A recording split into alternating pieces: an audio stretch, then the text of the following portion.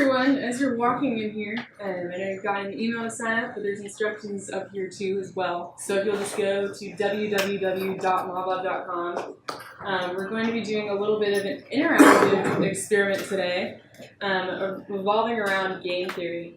I know you guys just touched on game theory last class, and game theory is centered around incentives. So I did bring some incentives here if you guys are willing to match my energy and enthusiasm and play strategically. And once you guys get signed in, you'll see a little active session running in the top left-hand side with today's day. So just go ahead and click on it. It's just a waiting screen just to let me know how you guys are doing in terms of signing in. If you have any questions, it's informal, guys. Raise your hands. Let me know.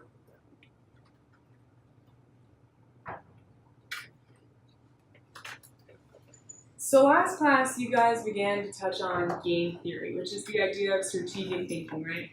It's when each player is making a decision and the strategy is dependent on another player's move. So we kind of covered in last class's Nash equilibrium, meaning that there's a best response, always a best response. So to start off class, we're going to run a game, and I want you to determine which choice is your best response. So to give you an idea of what this game looks like, we're going to be playing a game called Push-Pull. So you all sign into MobLab, and you'll be randomly placed with another player in this room. You won't know who you're competing with. In each round, you'll make a decision by pressing one of two cards, either to push or to pull. So push increases your amount, which is payoffs, and pull increases your payoffs. So if you choose push, you're increasing yours, and pull increases yours. So to see what that will look like on your game screen, you can see the number of rounds. You'll be playing first for 2 rounds, just so you can get a hang of it, and then for 5 rounds. And you have your 2 decision options, card push and card pull. So the way I like to think of this, you're pushing 400 to the center, and you're pulling 300 to yourself. So if you're pushing 400 to the center, and the other player pushes 400 to the center, you both would receive a payoff of 400. If, say, we pulled and they pushed, the payoff would be 700. Or if you both pull, big payoff is 300.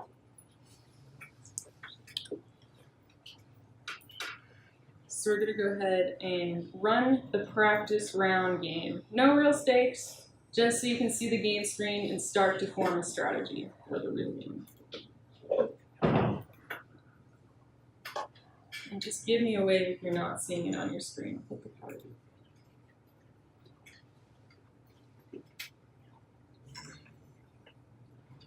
Alrighty, so it looks like most of our groups are finished. Does everyone have a firm strategy before we go into the next game? I will warn you, the next game is for real stakes. Real stakes including Starbucks gift cards. So, I want you to think about your strategy, and this will be a 5-round game. Beginning on your screen now.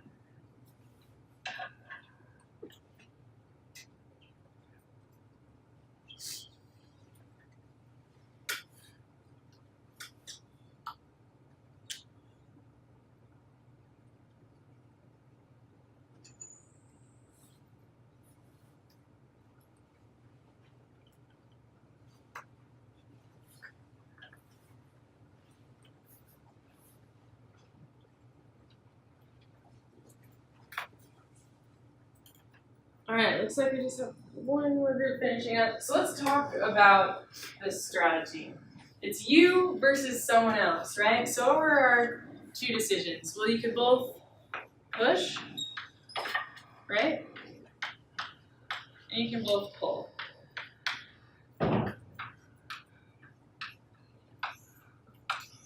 So what would be the strategy to win the most money in this game?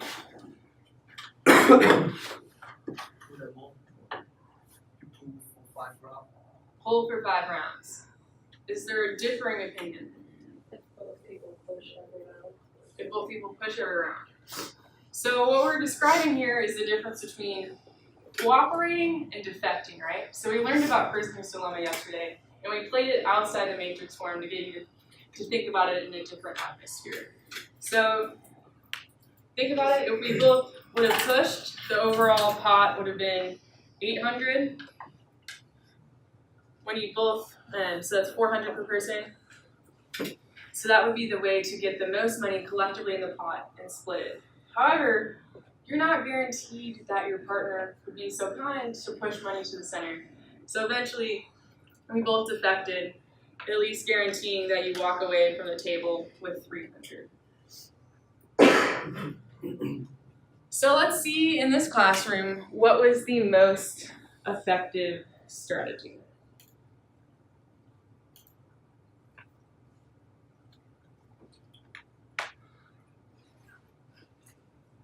So this is the overall aggregate class data, and what we can see is maybe in the early beginning there were some notions to try and cooperate, maybe a tactical strategy or signal to your partner saying, hey, I want to try and cooperate.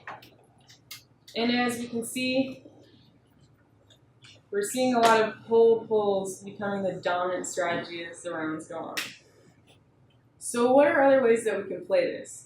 Well, it might have been helpful if you could talk to your partner.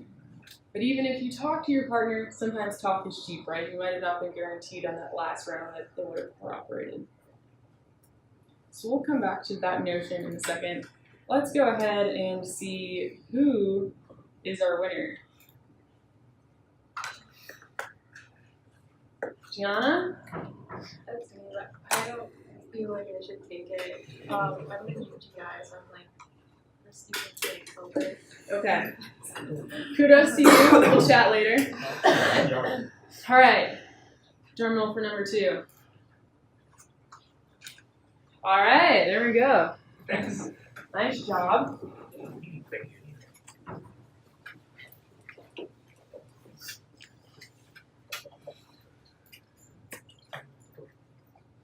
So in this game, there's clearly an effective strategy, right? We all agreed that if you're uncertain, the defecting strategy was to pull money towards yourself, at least guaranteeing that you'll get some income if your partner is not to cooperate. So now we're going to examine a different type of game theory in a different paradigm.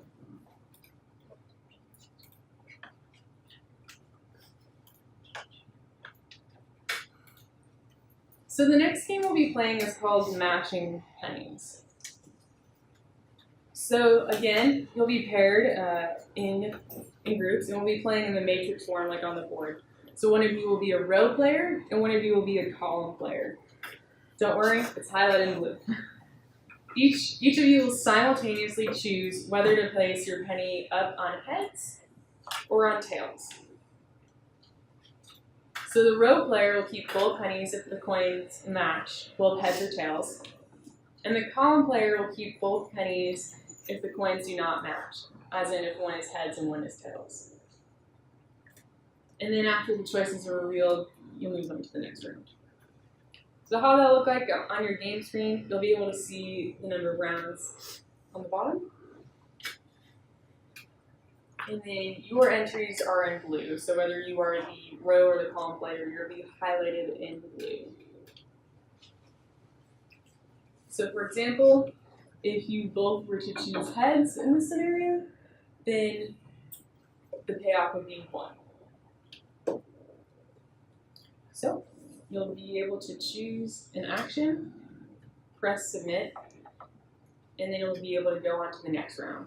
Importantly, you may want to check your history button, which is just this little scroll looking thing down here. Your history button may show you some interesting data throughout the 5 rounds.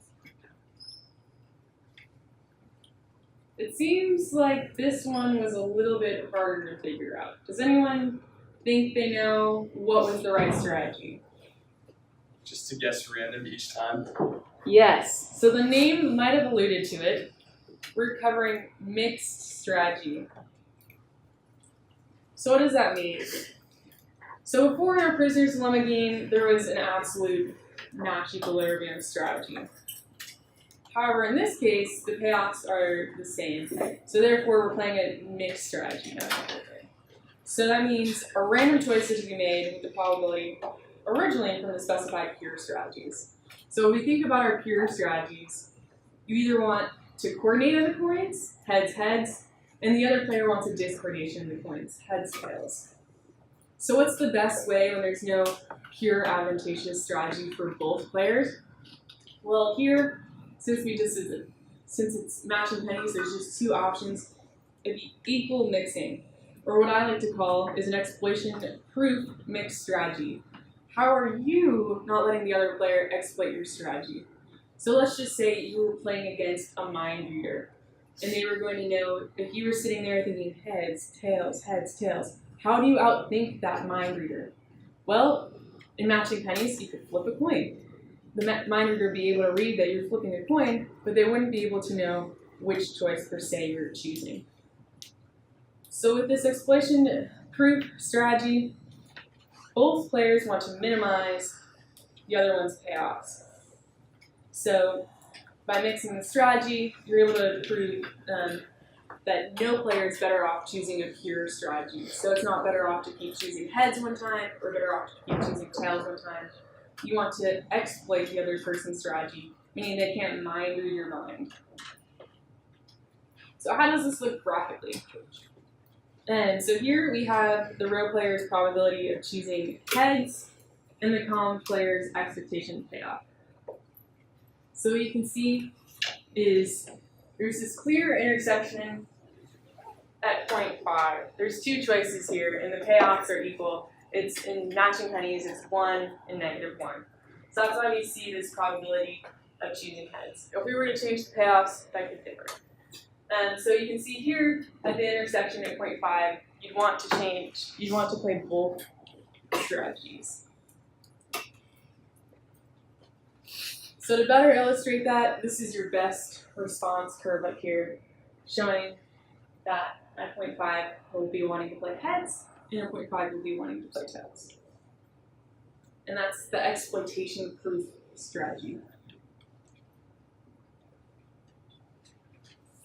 So, given that the row player is adopting an exploitation-proof mixed strategy, the column player is then indifferent in playing heads or tails. But what would happen if the column doesn't use an exploitation-proof mixed strategy? Well, then, given the probability, the row will switch to play heads, or row will switch to play tails. Thus, if column adopts equally mixing, then the row would not be better off using pure strategy. So it really depends on what your partner is doing as well. So to illustrate this, let's see our winner of last round.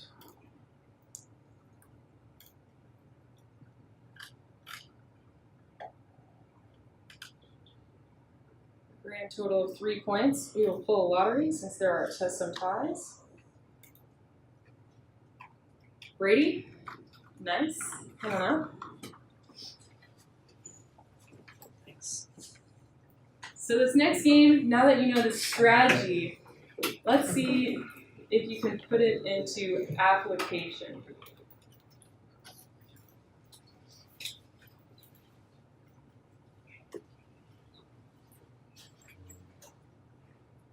Alright, looks like everyone is finished up. So let's see overall as a class how we did in our first game here compared to our second game here. So this is our first game here. And in terms of by rounds, you can see we're pretty split here. So actions by round. Let's go ahead and see our current game strategies, see if we randomized our strategies a little bit more.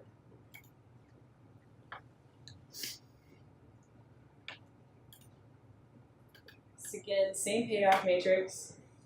And it looks like we definitely did a better job of keeping it random across rounds. You can see a better random distribution across these rounds.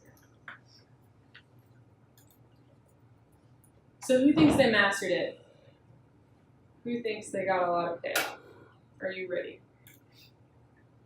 5. 5 is a new winner. There's definitely some coordination there. Awesome. Nice job.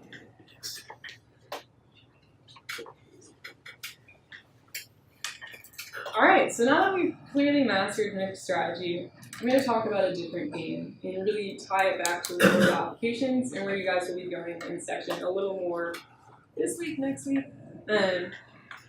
So, in terms of our Bertrand game, let me go ahead and take the time to go over the instructions.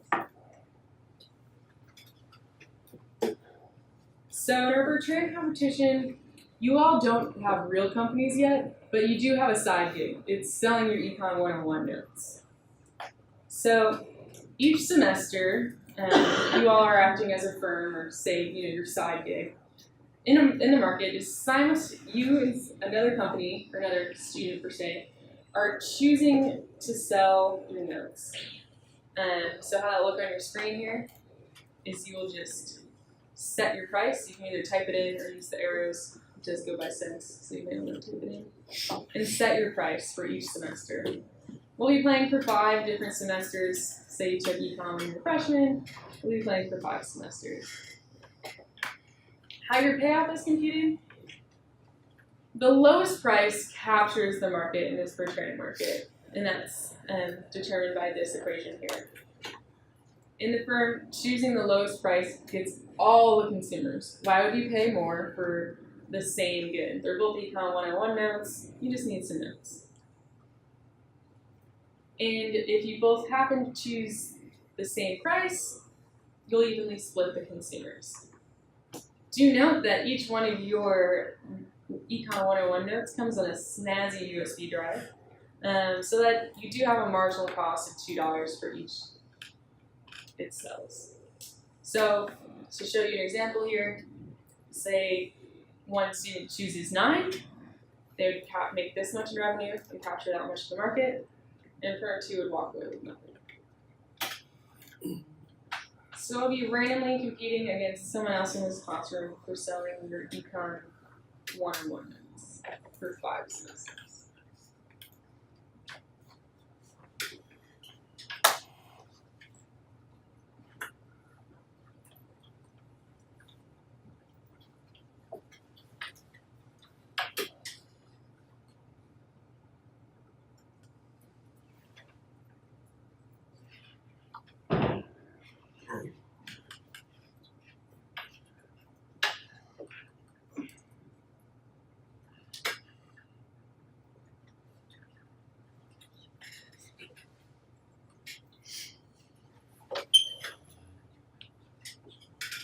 Alright, it looks like mostly everyone is finishing it.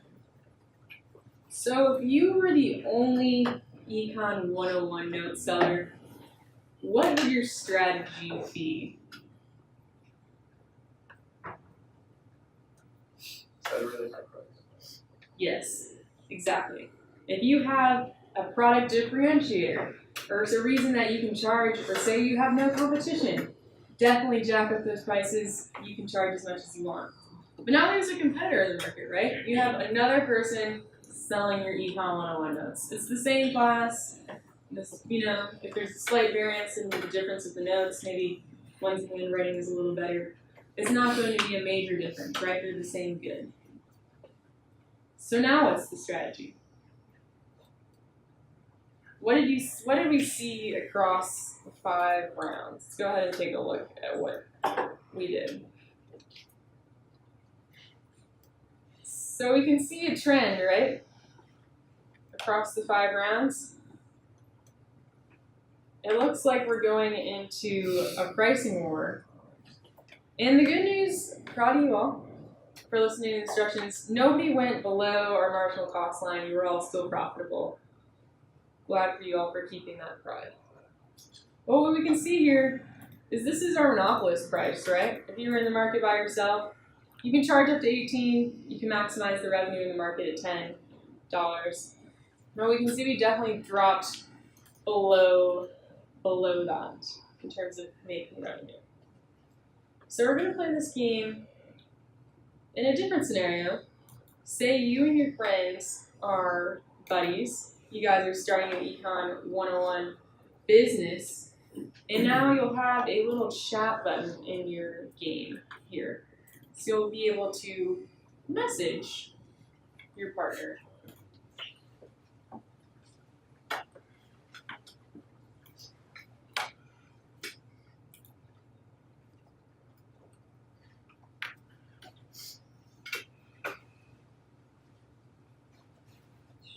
So this game is set up to go at a certain randomization for games to go on indefinitely. I do hope that you aren't in college that long, so I'm going to go ahead and end the game, hoping that you all in this room graduate. It seems like you're doing well so far. So let's go ahead and look at our previous game in terms of how approaching this game could have approached this chat game differently. So if you recall, there's this nice monopolist price. So what could have happened in your chat?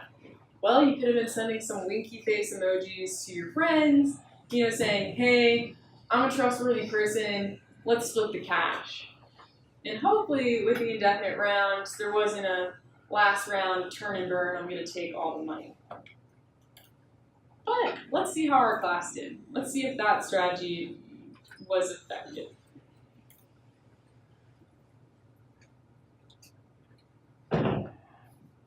Guys, I don't see very many people at this monopolist price.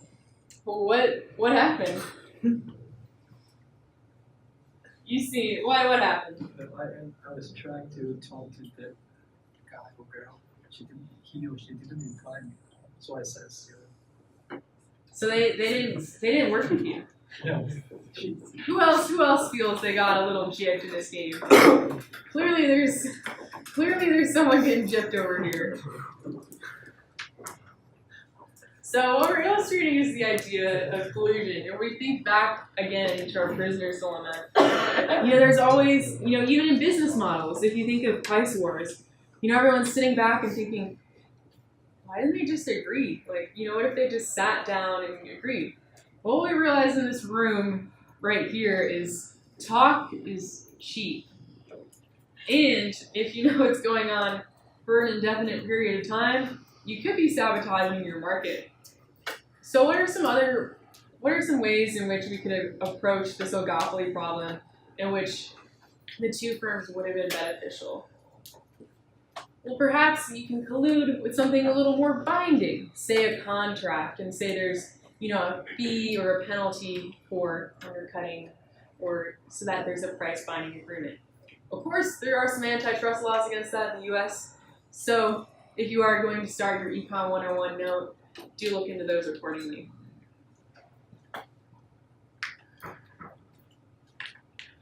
So, as I wrap up here, I will call our winner, but we just have a short little experience survey just to see how you guys feel the experience went. Really quick, short answers. And let's go ahead and pull our Bertrand indefinite shot winner. All right. You want Starbucks? Another one? Mm-hmm. Thanks. Treat your friends.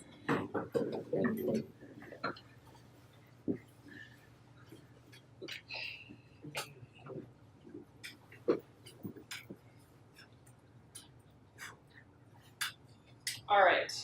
So we have time for one last game. And this is because poor Gianna was gypped out of her Starbucks gift card. So we're going to play this Bertrand competition, except you all had Econ 101 notes, right? There's 22 people in the classroom. So, if we collude, Gianna will get the Starbucks gift card. So, I want you to take a minute and talk amongst yourselves. Gianna, do you have a pitch? Collusion is the way to go. Any other emotional appeals throughout the classroom? All right. This game, Starbucks gift card on the line, and it'll be just a one-round game.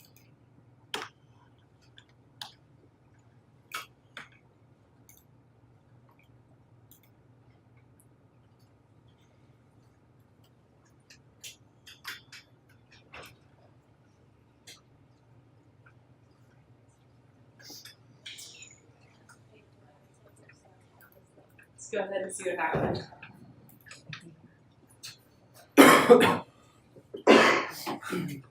Oh man, there might have been some undercutting. Alright, let's see who captured the board. Anthony! For you, sir. Anthony. Okay. So what was your strategy? I just put $3. I didn't really have the strategy. So as you can see, as it grows, the competition becomes even more fierce. Gianna, I'm sorry. We tried.